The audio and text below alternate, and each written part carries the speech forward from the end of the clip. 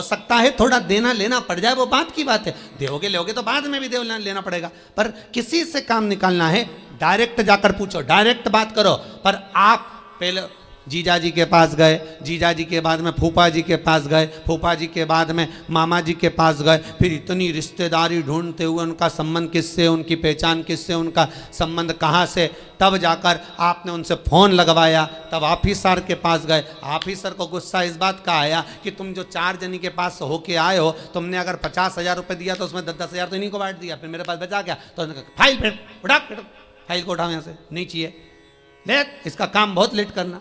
Direct जाता तुरंत काम होता। शंकर भगवान कह रहे हैं पहले इधर डोल लिया, उधर डोल लिया, उधर चले गया, ये देवी वो देवता वो धाम सारी दुनिया में रोकर आया, उसके बाद मेरे पास में आया और उसमें भी भटक रहा था, उसमें भी स्मरण में भटक रहा है। अगर एक बार चित्त वृत्ति से कह देता शंकर मैं तेरा हूं और तू मेरा है, इसके बाद तुझे भटकना नहीं पड़ता, तेरे कर्म को काट देता, तेरा जो पाप कर्म है उसको काट देता। सबने मना करा था भस्मासुर को वर मत देना, भगवान विष्णु के पास भस्मासुर गया था और भस्मासुर ने भगवान विष्णु से कहा वर दो, भगवान विष्णु ने कहा नहीं देता। ब्रह्मा से कहा वर दो, नहीं देता। सबके पास चले गया, उसने कहा कोई नहीं मानेगा, शंकर भगवान के पास चले गया। मात्र 2 दिन की तपस्या भस्मासुर ने करी, मात्र 2 दिन। और शंकर भगवान आकर पूछ लिए मांग तुझे क्या चाहिए।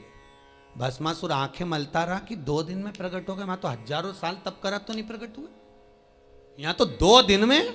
शंकर भगवान से पूछा प्रभु आप असली हो? भस्मासुर बोला। शंकर भगवान बोले तो चिमटी खोड़ के देख ले, नकली हो असली हो? प्रभु इतने साल मैंने देवताओं का तप करा, वो वर नहीं दिए, आप कैसे आ गए?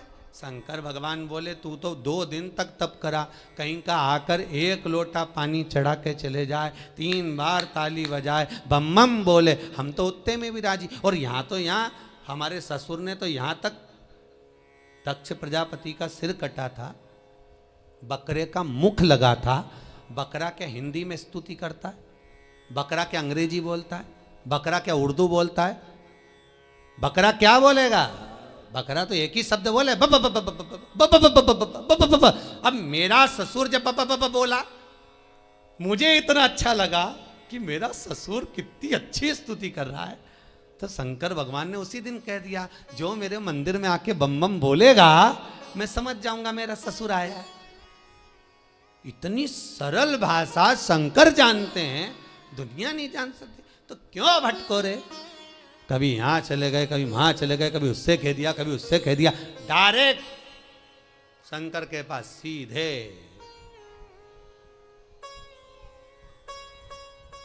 सीधे बोले, फिर लोग भले कहें क्या तू मिला जो तू फूलों नि समा, क्या मिल गया ऐसा जो तू फूलों नि समा रहे हो? एक ही मंत्र महान गुरु मेरो समरथ है, समरथ है गुरु अमृत है, मेरो एक ही मंत्र महान कि शिव मेरो समरथ। शंकर समरथ। कौन है जिसने यमराज को मारा? कौन है जिसने यमराज की पुत्री मृत्यु को मारा? केवल एक कालों का काल, महाकाल, दूसरा नहीं हो सकता।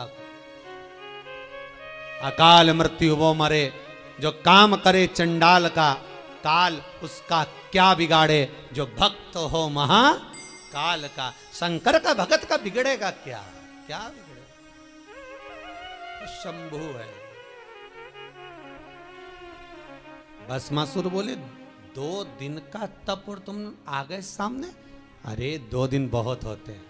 तुलसीदास जी ने भस्मासुर का चरित्र पढ़ के ही लिखा होगा, आधी में पुनियाद, कि 2 दिन भी मत करो तुम तो आधी घड़ी बहुत, आधी में पुनियाद बहुत, उतना ही बहुत है, उतना बहुत।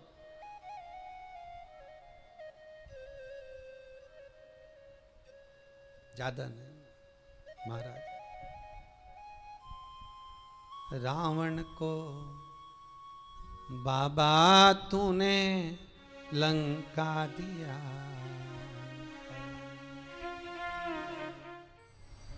करुणा सागर कब करुणा कर जाए, त्रिकालदर्शी कैलाशी अविनाशी शंभु।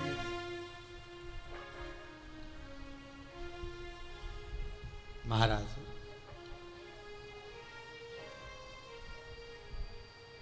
शिव पुराण कह रही है, बुजुर्ग कह रहा है कि हमारे इस पाप कर्म को काटते क्यों नहीं। भगवान कह रहे हैं काटने को तो मैं काट देता, मना नहीं है, पर मृत्यु लोक में अगर आए हो तो थोड़ा सा कर्म का भोग तो भोगना ही पड़ेगा।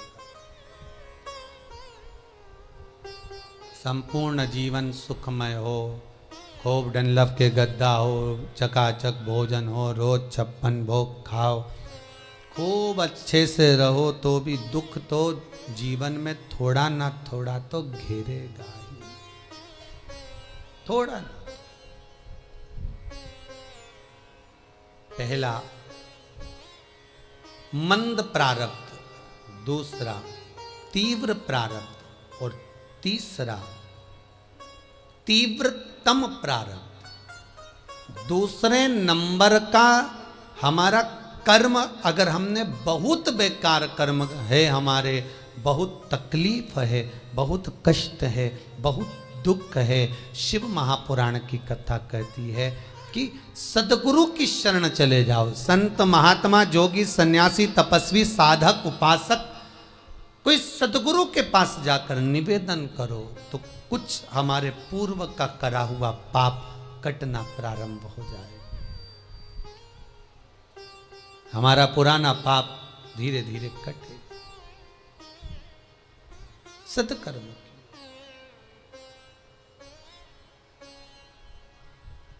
फिर एक निवेदन करूंगा,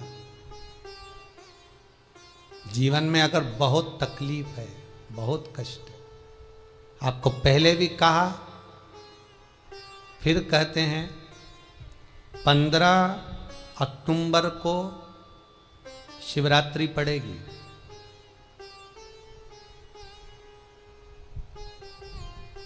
जो माघ महीने में शिवरात्रि पड़ती है उससे भी प्रबल शिवरात्रि 15 अक्टूबर को पड़ेगी।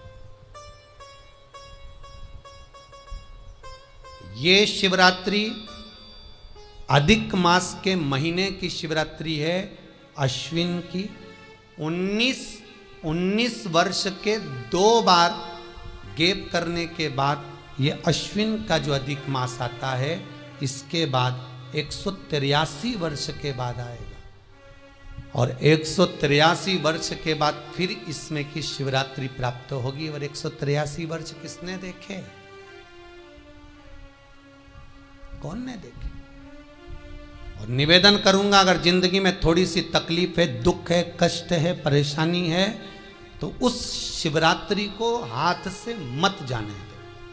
15 अक्टूबर वाली शिवरात्रि को आपको पहले भी कहा कि क्या क्या वस्तु भगवान शंकर को हम रात्रि के समय पर चढ़ा दें, जिससे हमारा रोग समाप्त हो जाए, हमारी बीमारी समाप्त हो जाए, हमारे जीवन में सुख समृद्धि लक्ष्मी आ जाए। वो समर्पण का भाव। और शिवरात्रि आने में देरी है, 15 अक्टूबर में भी अभी देरी है, और आपके जीवन में बहुत कष्ट है, बहुत कष्ट। महाराज 5 कमलगट्टे, 5 बेलपत्र तांबे के लोटे में जल भरकर रख लीजिए। सीधे हाथ पर उस कलश को रखो जिसमें 5 कमलगट्टे और 5 बेलपत्र रखिए। श्री शिवाय नमस्तुभ्यम शिव महापुराण का मूल मंत्र है, जैसे भागवत का मूल मंत्र है ओम नमो भगवते वासुदेवाय। शिव महापुराण का मूल मंत्र है श्री शिवाय नमस्तुभ्यम। इस मंत्र का 5 बार स्मरण कर कर आपको जो तकलीफ है उसको हृदय चित्त से धरकर मस्तक से कलश को लगाकर किसी एकांतेश्वर महादेव पर, एकांतेश्वर महादेव मतलब अपने गांव से, नगर से, शहर से जो बाहर खेड़े में हो, बिल्कुल बाहर, जिस शिवलिंग पर कोई पूजन करने ना जाता हो, एकांत में बैठे हो, जंगल में बैठे हो, कहीं किसी वृक्ष के नीचे विराजमान हो, ऐसे एकांतेश्वर महादेव पर अपनी कामना कर कर वो जल समर्पित कर दो। एक बेलपत्र, एक कमलगट्टा उठाकर अपने घर पर लेकर आ जाओ। जो तकलीफ बहुत ज़्यादा हो रही है 5 दिन में आपको मालूम पड़ जाएगा, 5 दिन में अंतर आ जाएगा। शिव का अनुमोदन करो, शंकर का स्मरण करो। महाराज, ये अश्विन का जो अधिक मास है 183 वर्ष के बाद वापिस आएगा। योग, ये योग पहले मिल जाता 19 वर्ष में, पर अब मिलेगा 183 वर्ष।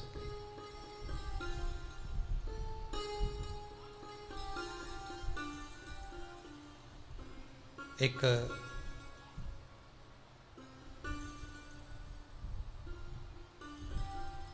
किन्हीं माता जी का एक प्रश्न था, वो ध्यान में नहीं आ रहा है वो कहाँ से थी, कि उन्होंने एक प्रश्न किया था, व्हाट्सएप पर लिखा हुआ आया था कि उनके घर में कोई बहुत ज़्यादा बीमार पड़ा हुआ है और बहुत बुजुर्ग है, लगभग 90-95 साल की हैं और शरीर गल गया, शरीर में अब कीड़े पड़ रहे हैं।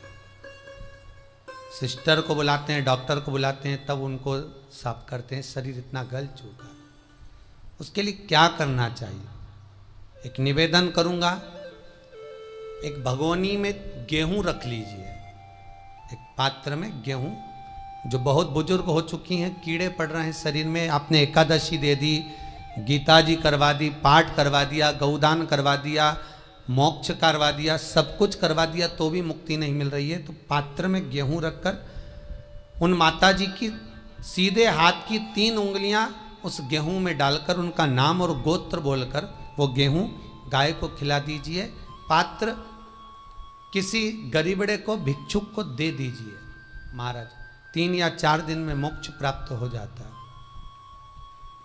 इतनी अगर भोग रही हैं तो कर सकते, इतना कष्ट अगर भोग रही हैं कि शरीर गल चुका है, कीड़े पड़ रहे हैं शरीर के अंदर और सारी खाल टपक टपक कर गिर रही है, तो उनकी मुक्ति हो, उनका मोक्ष हो। आज माता जी कह रही थी कि हमने गीता जी सुना दी, पाठ कर दिया, सब कुछ कर दिया, गौदान करा दिया, सब करा दिया, पर मुक्ति नहीं। शिव का हो, शंकर को, मेरे बाबा विश्वनाथ का स्मरण करो, मिलेगा। फिर निवेदन करूंगा, ब्रह्मा ब्रह्मलोक में रहते हैं, भगवान विष्णु बैकुंठ में रहते हैं। मृत्यु लोक का अगर कोई देव है तो वो महादेव है। पृथ्वी का अगर कोई देवता है तो वो देव अधिदेव महादेव है। पर हमारी आदत है, हम पड़ोस की काकी आती है तो उसको प्रणाम करते हैं, मासी सास आती है तो उसको नमन करते हैं, चाची सास आती है तो उसको नमन करते हैं, और घर में सास बैठी रहती है उसको कभी नमन नहीं करते। आदत है ना हमारी। दूसरों को तो हम प्रणाम कर लेंगे पर घर की सास को नमन नहीं कर पाते। उसी तरह हम भगवान विष्णु का स्मरण कर रहे हैं, ब्रह्मा का स्मरण कर रहे हैं, सारे 33 कोटि देवताओं का स्मरण कर रहे हैं, पर भूलोक का इस देव अधिदेव महादेव का हम कितना स्मरण कर रहे हैं। हम तो भगवान शंकर के मंदिर में भी जाते हैं तो छल करते हैं, गए मंदिर में, वहां का लोटा उठा लिया, पानी भर लिया, शंकर जी को चढ़ा दिया, लोटा दूसरे का, पानी दूसरे का, मंदिर भी दूसरे का, पानी चढ़ा दिया बस। और इतनी सात्वित्ववान सिर पे पल्लू मल्लू रे कि ऐसे पानी चढ़ाए। शंकर भगवान भी सोचे काय को नौटंकी करे रे, काय को नाटक करे, पानी दूसरे का, लोटा दूसरे का, शंकर जी पे चढ़ा रही। अगर शंकर को जल चढ़ाना है तो घर से लेकर जा, लोटा भी घर से लेकर जा, और अगर मंदिर का पानी लिया है, मंदिर का लोटा लिया है तो 1 रुपये लोटे का किराया, और 1 रुपये जो लाइट जली, पानी भरा जिस पुजारी ने, उसका 2 रुपया दान पेटी में डाल, तब जाकर तो शंकर को पानी चढ़ाएगी, तब शंकर उस जल को स्वीकार करता है। किसी की लगी लगाई थाली मिल जाए पूजन की और तुम सिर पे पल्लू लेके कुंकू चावल रोली बोली सब चढ़ा दो और बेचारी वो बाद में आए तो देखे तो यहाँ सब साफ, तो क्या भगवान स्वीकार करेगा? भगवान ऐसा स्वीकार नहीं करे। फिर निवेदन है, बरसाती मेंढक मत बनो रे, अच्छे से सेवा करो, थोड़ी करो पर अच्छी करो, घर से पानी लेकर जाओ।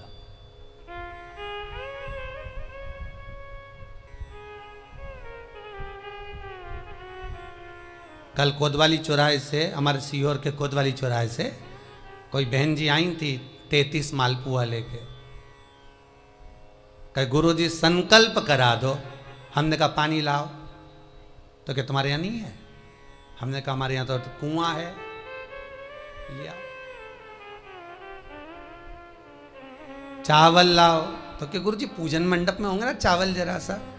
हमने कहा वापिस घर जाओ, निकलो। कितनी बार भागवत सुनी? राजा बलि के दरवाजे पर वामन भगवान खड़े हैं। राजा बलि वामन भगवान से कहता है प्रभु आपके एक हाथ में छत्र है, दूसरे हाथ में कमंडल है। तो राजा बलि कहता है आपके कमंडल का जल दे दो, मैं संकल्प छोड़ देता हूं।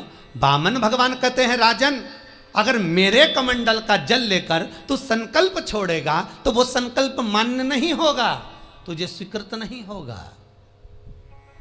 किसी की लगी लगाई थाली में से कुंकू चावल चढ़ा दोगे तो कुछ मिलना है क्या? अरे बोलो तो। विष्णु पुराण में तो यहां तक लिखा है कि किसी का लगा हुआ दिया, किसी का दिया मंदिर के अंदर रखा था, तुमने अपना डब्बा खोलकर बत्ती निकाल कर उसके दिए में रखकर जला दी और सोच रही है कि मैंने खूब बड़ा काम कर दिया, तो उसका तो फल ही नहीं मिला। विष्णु पुराण कह रही है खुद का दिया, खुद की बाती, खुद का दीप अगर जलाती तो फल मिलता। किसी मंदिर में तुम रोज डब्बी लेकर जाओ, बत्ती लेकर जाओ, मना नहीं है, पर उस मंदिर में पहले से 5 दिए, 7 दिए, 11 दिए तुम रख कर आओ तो जलाओ। दूसरे के रखे हुए दिए में 50 बार बाती जला कर आना, उसका कोई फल नहीं मिलने वाला, उसका कोई फल नहीं है हमारा।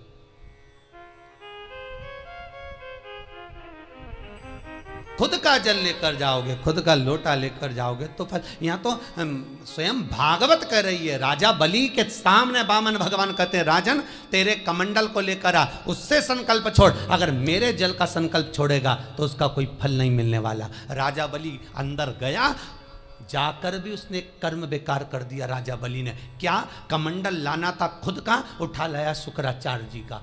शुक्राचार्य जी का कमंडल उठाकर लाया, इसलिए शुक्राचार्य जी कमंडल के अंदर जाकर बैठ गए, एक आंख लगाकर देखते रहे। जल बाहर नहीं निकलने दिया शुक्राचार्य जी ने कि मेरे कमंडल का जल कैसे निकल जाए भला। फिर भी राजा नहीं माना, तब एक कुसा खींचकर उसकी टोंटी में दी तो शुक्राचार्य जी की आंख फूट गई। शुक्राचार्य जी ने कहा राजा बलि तू जान नहीं पाया, मेरे कमंडल का जल लेकर गया और मेरी आंख फूटी है, मैं तुझे श्राप देता हूं कि तू सत्ता से विहीन हो जाएगा। राजा बलि की पूरी सत्ता चली गई,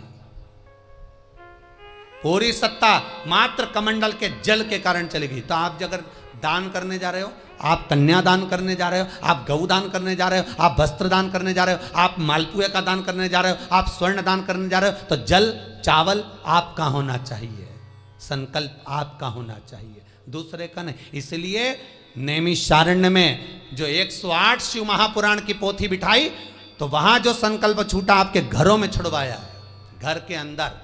और 15 अक्टूबर को जो शिवरात्रि का उत्सव रात्रि को 9:20 से 10:20 पर इसी टीवी चैनल पर जो हम कराएंगे, उसका संकल्प आप अपने घर में बैठकर छोड़ना, यहां नहीं, अपने घर में।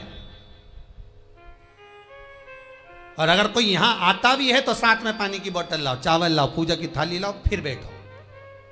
अपना संकल्प अपना होना चाहिए, उसका फल हजारों गुना प्राप्त होता है।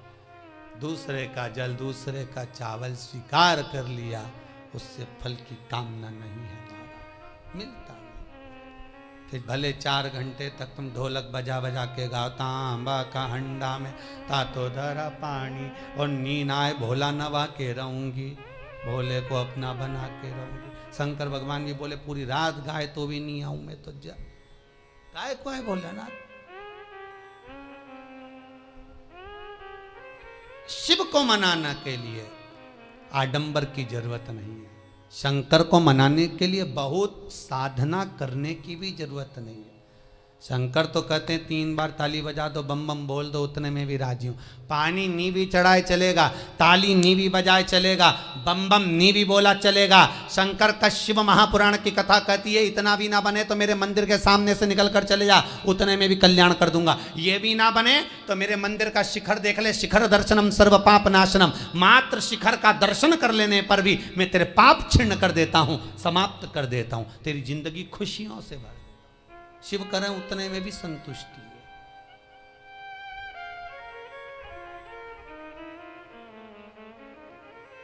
उतने में भी संतुष्टि।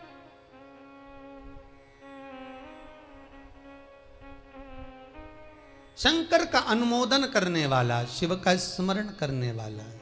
तो अगर मालूम पड़े प्रारब्ध के कारण, कोई कर्म के कारण हमें मिल भी रहा है तो वो समाप्त होगा, वो मिटेगा। और बाबा से कहते रहना ना, भोला सब दुख काटो मारा। बाबा बस कृपा कर कर मेरे दुखों को काटिए। बाबा बोले शिव उस बुजुर्ग से कहते हैं तुम्हें कर्म का भोग भोगना पड़ेगा। बाबा ये कर्म का भोग मनुष्य क्यों भोगता है? शंकर कहते हैं पूर्व में जो कर कर आए हो उसके अनुसार फल मिलता है।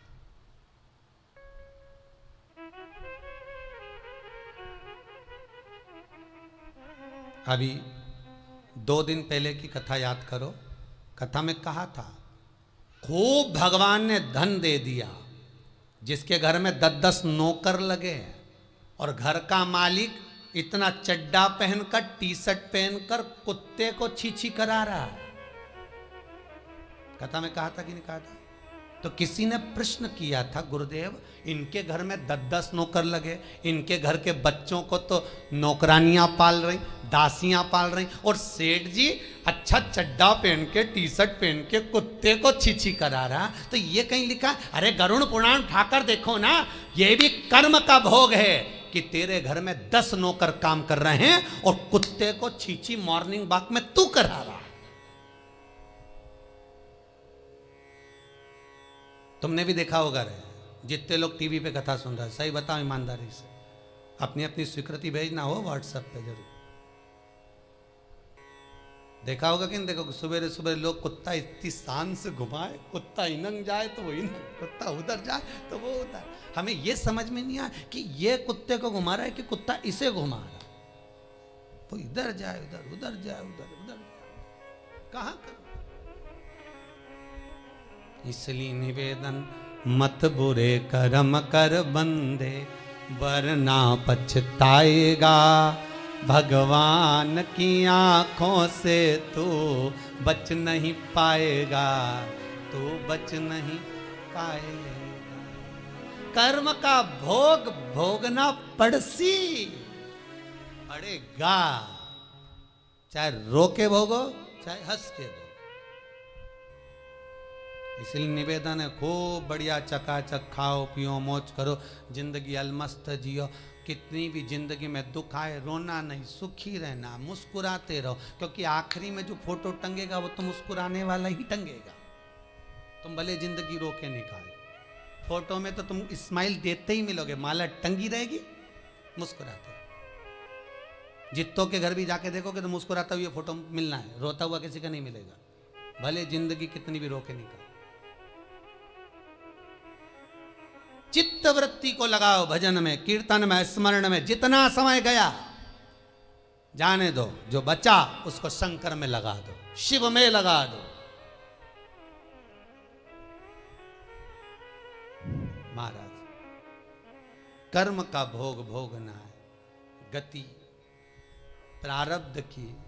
दूसरी जो प्रारब्ध की गति है उसको कहा तीव्र प्रारब्ध। इसके भोग को अगर तुम भोग रहे हो, दुख आया है तो संत सतगुरु की शरण में जाकर कहो, दुख मिटेगा। तीसरा है तीव्रतम प्रारब्ध। इस प्रारब्ध में अगर बहुत ज्यादा दुख आ गया तो कुछ ना करिए, एक काम करो, एकांत में बैठकर शिव का स्मरण करिए। शंकर का भजन।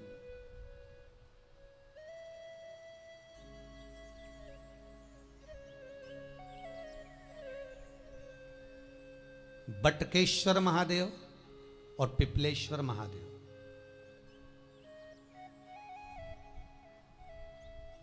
पिपलेश्वर महादेव जिस जगह पर दधीची ऋषि की धर्म पत्नी सुवार्च के सम्मुख में दधीची ऋषि के प्राण देवता ले लेते हैं, अस्थियों का कंकाल हो जाते हैं दधीची बाबा।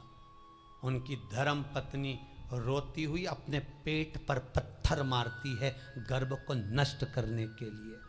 वहां शंकर भगवान प्रकट होते हैं पीपल के पेड़ के नीचे। शिव जी का नाम पिपलेश्वर महादेव हुआ।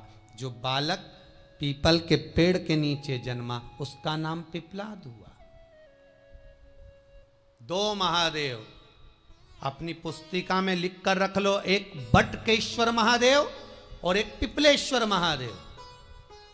अदालत में कोई कार्रवाई चल रही है, अदालत में कोई केस चल रहा है, अदालत में कोई बात चल रही है, नहीं जीत मिल रही, नहीं विजय मिल रही, हार गए, पेशियां लगा लगा कर एक बार बड़ के पेड़ के नीचे बालू मिट्टी का शिवलिंग बनाकर उसकी पूजन करो। पूजन अर्चना कर कर दही 3 चम्मच नाम लेकर चढ़ाओ जिसके साथ केस चल रहा है, और 3 चम्मच दही चढ़ाकर उस दही को उठा लो और रुमाल पर उसके छापे लगा लो, सफेद रुमाल पर भगवान शंकर की पूजा अर्चना कर कर जल में विसर्जन कर दो बटकेश्वर महादेव का नाम लेकर, और उस रुमाल को घड़ी बनाकर रख लो। अगली पेशी जब हो उसको साथ लेकर जाओ, केस जल्दी निपटेगा, विजय प्राप्त होगी।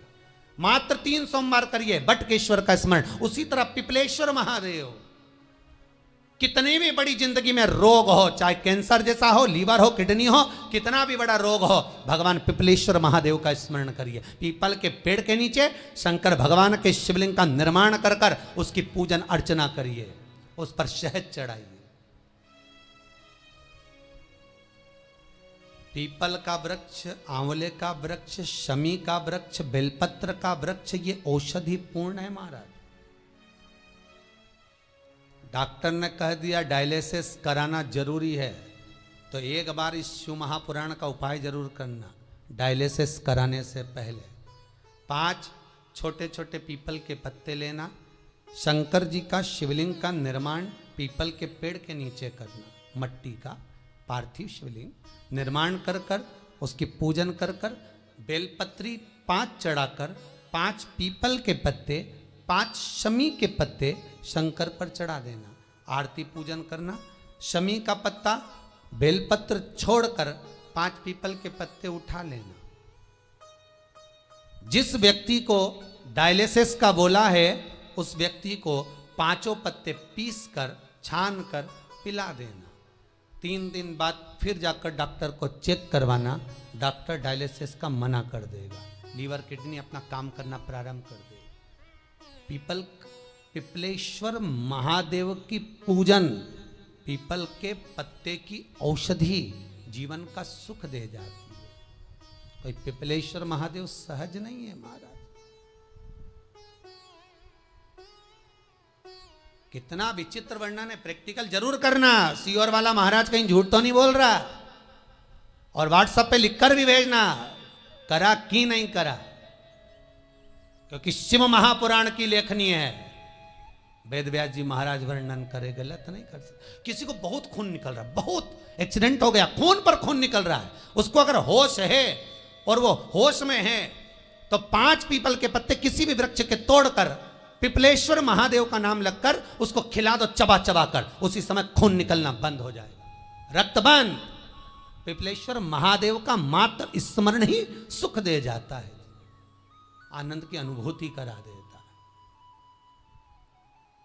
मात्र पिपलेश्वर महादेव। बहुत बड़ा ऑपरेशन कराने जा रहे हो तो उसके 15 दिन पहले पिपलेश्वर महादेव का पूजन कर कर, अर्चना कर कर, भगवान शिव का स्मरण कर कर, पीपल के पत्ते की माला बनाकर हनुमान जी को चढ़ाकर फिर ऑपरेशन के लिए जाओ, जिससे दूसरी बार ऑपरेशन की जरूरत ना पड़े। शरीर का जिसका ऑपरेशन है वो अच्छा हो जाए। श्रेष्ठ पिपलेश्वर महादेव।